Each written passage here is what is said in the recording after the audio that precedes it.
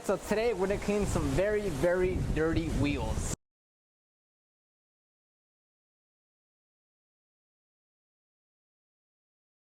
Alright everyone, I'm Oscar with Detail Groove, where I help you start and grow your car detailing business. But in this video, we're going to be talking about cleaning some really dirty wheels. Now these wheels haven't been cleaned in I'd say a bit over 2 months, and we're in Houston here. In Houston and kind of Texas in general, we get every climate weather you can imagine in about a week span or over the course of a weekend. We can go anywhere from flooding waters to freezing temperatures to hot as hot could be, all in about 2 days. So these wheels and this car in itself has seen it's obviously, you know, driven every day, so it gets all types of gunk on the paint and on the wheels. So instead of using a typical, you know, degreaser or something strong like Iron-X or any type of chemical, strong chemical cleaner on the wheels, I'm just gonna use soap and water to see how well it does. And especially if you're starting your detailing business or you want to start one, you know, you don't have to overthink it where, you know, you see other people use these, you know, high-end products, and the winds are literally at 50 plus miles right now, so it's gonna be a bit windy. I don't know how good it's catching it on the mic, but you know, if you're starting a detailing business, then you don't need to use the best products from the get-go. And in the beginning phases, you're gonna be getting like car washes or, you know, basic maintenance washes and cleaning, so you don't need to go all out. I made the mistake when I first started, when I got my first customer, and it was at a hotel. He was the manager, and he contacted me just for a car wash. So I went in there with foaming it, 2-bucket wash method, 2 wash mitts, but my intentions were good, but his expectations were I just wanted a car wash. And he didn't care whether I used a 2-bucket car wash. I foamed it down. I made sure I used 1 mitt for the top half and 1 mitt for the bottom half. And although it was a very dirty car, it wasn't what he wanted. And it didn't make any difference whether I used the 2-bucket method, a 1-bucket method, grit guards, no grit guards. All he wanted was a clean car. And what I want to get at is that in the beginning phases, you don't need to think like you're at the top of the game and you're, you know, doing the most high frequency of cars and everyone is judging what you're doing. In the beginning phases, just kind of work with what you have, whether it is a, you know, a good decent product, or if you just have soap and water. I mean, you might have a guideline of what you need to do, but if you don't have those tools and products, what can you do about it? Yes, you can go buy it, but if you don't have the money, or if you don't have the time, if they ran out of stock, if you need to get it done now, then just figure it out with what you have. So in this video, I'm just gonna use soap and water on the wheels. I will use an APC cleaner, all-purpose cleaner, diluted 10:1 on the tires and fender wells. But on the wheels itself, I'm just gonna use soap and water to see how well it does. So I'm definitely not using anything special by any means necessary. This is literally Meguiar's Gold Class, which you find at an auto parts store for like $7. As far as tools that I have in the bucket, it's just a 5-gallon bucket filled with the wheels. So here, this is Meguiar's 10:1, Super Degreaser 4:1. Then we have your easy detail brush, both sizes, wheel willies, both sizes. A long brush to get on the fender wheels and the tires, and a smaller tire brush, nothing fancy. So now I'm gonna just add a little bit of soap. So first I'm gonna start with just the wheels. I'm not even gonna spray any degreaser on it or any APC. I'm literally just gonna start washing it, cleaning it with soap and water to see how well it comes out.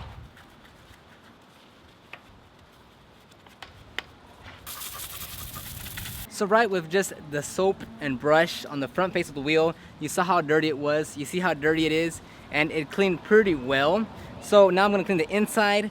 Again, this isn't for, you know, everyone. I'm just saying, if when you're first starting off and you don't have all the tools and products, just start with what you have. You obviously see that the car wash soap was good enough to clean the front face of the wheels. Now, it's probably not gonna do as good of a job on the inside of the wheel barrels, but again, you don't need the best tools and products just to get started. It's with whatever you have, just get it going.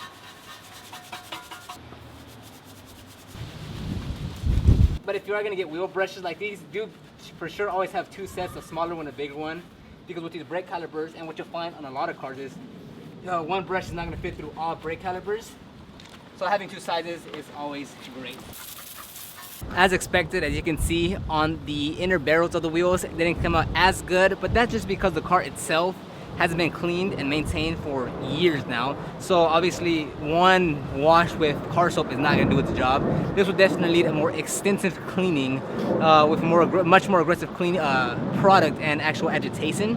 But again, when you're starting off, you're not trying to go for perfect, especially on a maintenance wash, which is what you'll probably get the first dozen or so times. So don't overthink it where you need to go all out every single car, because again, I did the same mistake. I did a full foam wash, 2-bucket wash method, 2 mitts on just a maintenance wash at a hotel, which the owner didn't really care about. Now, I'm not saying your quality needs to suffer. I'm just saying is figure out the best results with the most minimal setup that you can go with. Now, this is Meguiar's Super Degreaser diluted 4-to-1 on the tires.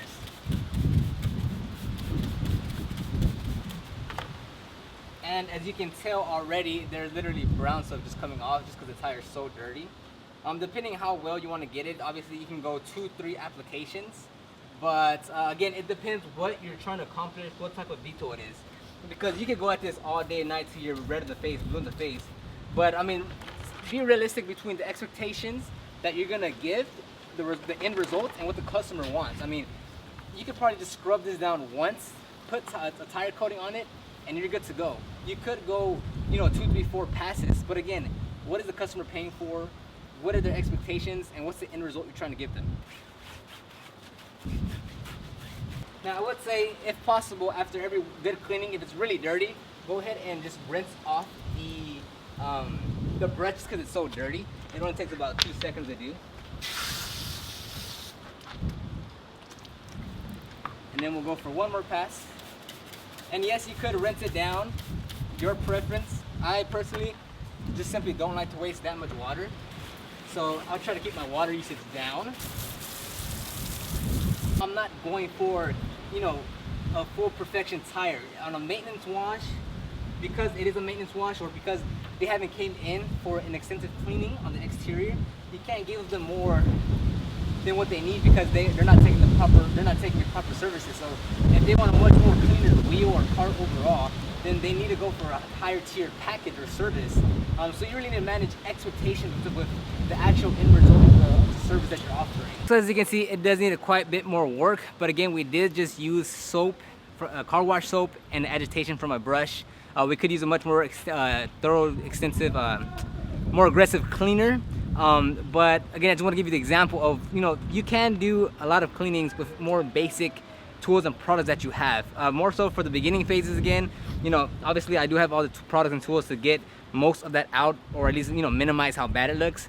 But starting off, car wash and soap, it looks like it's gonna do the job if that's all you really have, or if you're just limited on a lot of supplies. Now with this setup, I'm gonna do just soap and agitation for the tires.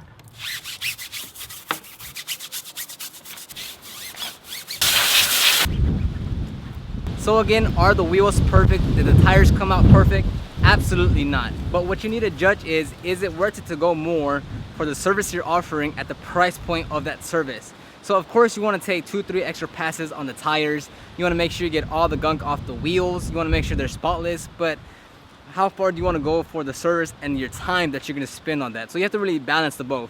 Again, going back to my example where it was just a manager at a hotel, just wanted a car wash. I was there for about 1.5 hours since it was my first car doing it as a customer. So you want to perform at your best, but there's a limit that you have to reach, and you have to draw that line somewhere where how far are you going to go with the customer and your service for the money, the amount of money you're going to make, and how much time you're going to spend there.